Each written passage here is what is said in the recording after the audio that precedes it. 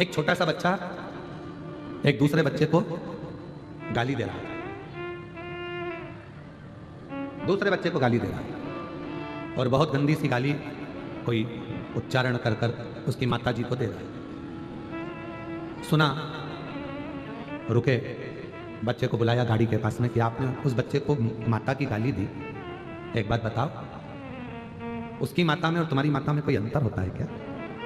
उसकी माता ने उसको जन्म दिया और तुम्हारी माता ने तुमको जन्म दिया।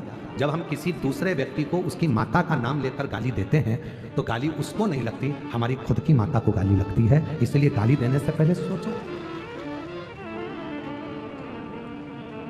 किसी की बहन बेटी को हमने गाली दे दी ना, वहां बहन है ना बेटी है, और वहां बस वो लड़का खड़ा है, वो व्यक्ति खड़ा है और उसको हमने गाली दे दी, तो क्या उसकी बहन बेटी को गाली लग जाएगी? नहीं। क्या आपकी बहन नहीं है? क्या आपकी बेटियां नहीं है? क्या आपकी माता नहीं है? गाली देने से पहले विचार करना।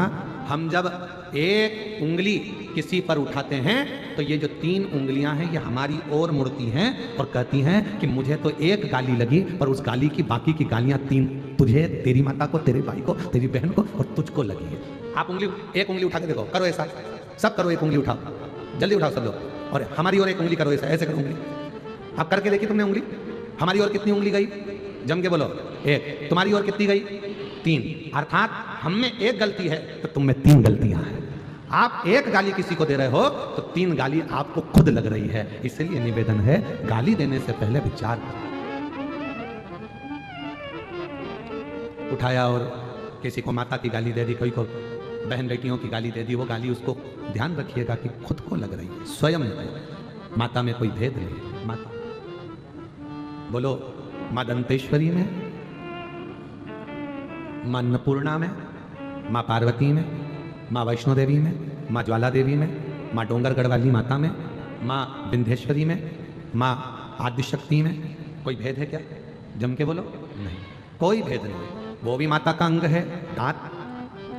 कहीं नयन गिरे तो नैना देवी हो गई, कहीं जिभ्या गिरी तो ज्वाला देवी हो गई, है भाई। कहीं कांगड़ा, कहीं चिंतपूर्णा, कहीं मनसा, ऐसी सब देवियां विराजमान है महाराज। कहीं नेत्र गिले तो नैना हो गई, कहीं कुछ गिरा, कर्ण गिरा, कहीं कर्णफूल गिरा, मां तो मां ही है, तो उसी का स्वरूप है, तो उसी का। हम क्यों भेद करें? शिव महापुराण की कथा भेद करना नहीं सिखाती। कर्ज चुकाना